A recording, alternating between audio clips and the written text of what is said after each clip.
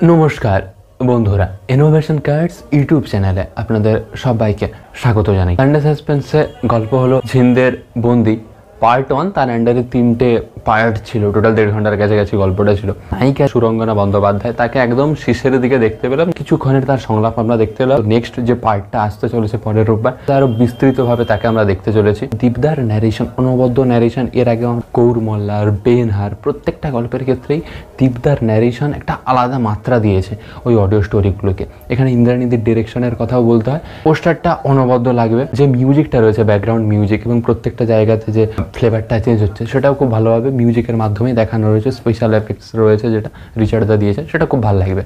চন্দন সিং, সত্যম ভট্টাচার্য, তো তাদের প্রশংসা করতে হয়। অগ্নিদার অভিনয়, অনবদ্য অভিনয়, ওই যে হাসি, ওই যে একটা চাটুকতা, একটা তো ভিলেনের চরিত্রে সে অভিনয় করছে, একটা নেগেটিভ ক্যারেক্টার, তো অনবদ্য লাগবে তার ক্যারেক্টারটা।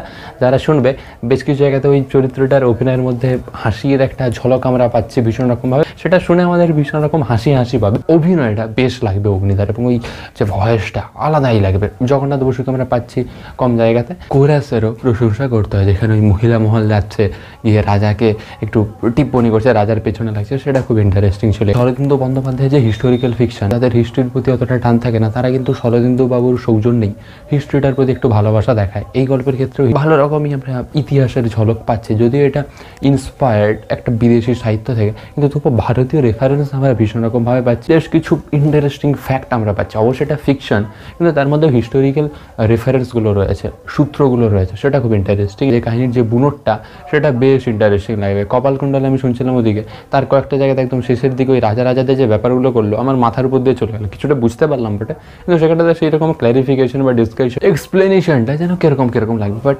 এখানটাতে আমরা সুন্দরভাবে সমস্ত ক্যারেক্টারগুলো বুঝতে পারছি, কে কোন জায়গাতে রয়েছে, কী ব্যাপার চলছে। তো সেটা শরদিন্দু বাবুর কৃতিত্ব, সে খুব ভালোভাবে দেখিয়েছে যে হ্যাঁ, এই রাজা, ওই রাজা, সেই রাজা, চরিত্র প্রচুর রয়েছে, তবে তাদেরকে খুব ভালোভাবেই ইন্দ্রাণীদি ম্যানেজ করেছে। দীপদার অনবদ্য ন্যারেশন, সত্যম ভট্টাচার্য খুব ভালোভাবে অভিনয় করেছে। জগন্নাথ বসু, মোহরদি, চন্দন সেন, তার অভিনয় বেশ লাগবে। গলার মধ্যে একটা ব্যাপার ভীষণ রকম ভাবে ছিল। ইন্দ্রাণীদি, তাকেও তো আমরা পাচ্ছি বৌদি চরিত্রে অভিনয় করছে, তো তারও গলার মধ্যে একটা আলাদা রকমের এই মিষ্টতা রয়েছে।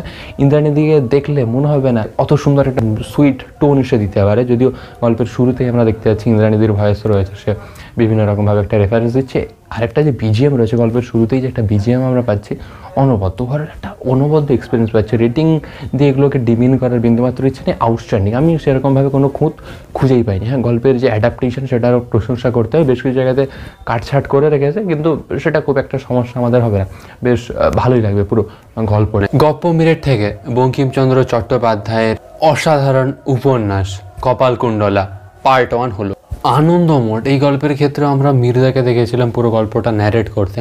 কপালকুণ্ডলা, তার ক্ষেত্রে আমরা দেখলাম মির্জা পুরো গল্পটা ন্যারেট করেছে। তো পুরো গল্পের ন্যারেশনের মাধ্যমেই আমরা আলাদা রকমের ফিল পাচ্ছি। কপালকুণ্ডলা, এই চরিত্রে দিদি প্রিয়া রায়, তার অভিনয় অনবদ্য ছিল। সব থেকে সেরা অভিনয় লুৎফ উন্নিসা, এই চরিত্রে গোধূলিদির অভিনয়, অনবদ্য অভিনয়। ওই চরিত্রের মধ্যে যে একটা মায়াবী ব্যাপার ছিল, সেটা খুব ভালোভাবেই অভিনয় করে দেখিয়েছে গোধূলিদি। যে অরিজিনাল মিউজিক, সেটাও বেশ ইন্টারেস্টিং ছিল প্রদ্যুৎ বাবুর।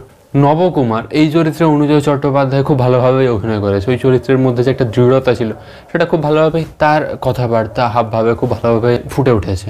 সব থেকে সেরা অভিনয় লেগেছে কাপালিক, এই চরিত্রের সুদীপ মুখার্জির অনবদ্য অভিনয়। ভৈরব তান্ত্রিকের গল্প, সেখানটাতে আমরা অঙ্কিতা দাসকে দেখলাম। তো এই গল্পের ক্ষেত্রে আমরা অঙ্কিতা দাসের ভয়েস শুনতে পেলাম, এবং সেটা বেশ মিষ্টি এবং বেশ ভালো লাগবে। পাপিয়া রায় চক্রবর্তী, তার অভিনয় বেশ ভালোই লাগবে। গল্পটার একদম শেষের দিকে আমরা একটা নেগেটিভ দিক দেখতে পাচ্ছি, যখন ওই রাজাদের ব্যাপারটা দিচ্ছে, সিংহাসন কে কার পাচ্ছে, সেখানটাতে ভীষণ জটিল লাগবে। কীরকম একটা ক্ল্যারিফিকেশন আমরা সেই রকমভাবে পাচ্ছি না, সেখানটাতে ভীষণ রকম গুলিয়ে যাবে আমাদের সমস্ত আইডিয়াগুলো। কীরকম লাগবে যেন গুলিয়ে যাওয়ার যে ব্যাপারটা, সেটা খুব ভালোভাবে আমরা ধরা পড়ছে। তার কারণ ঝিন্দের বন্দি, সেই গল্পের ক্ষেত্রে আমরা ক্ল্যারিফিকেশন খুব ভালোভাবে পাচ্ছি। সেখানে যাবতীয় যে ঘটনাগুলো ঘটছে, সেগুলো খুব সুন্দরভাবে আমাদের সামনে ফুটে উঠছে যে এই ব্যাপারটা ঘটছে, সেই কারণের জন্য সেটা ঘটছে। বঙ্কিমচন্দ্র চট্টোপাধ্যায়কে দোষারোপ করার বিন্দুমাত্র ইচ্ছে নেই। বঙ্কিমচন্দ্র চট্টোপাধ্যায় দ্য গ্রেট, তার নামটাও নিলে কিরকম একটা লাগে আমাদের।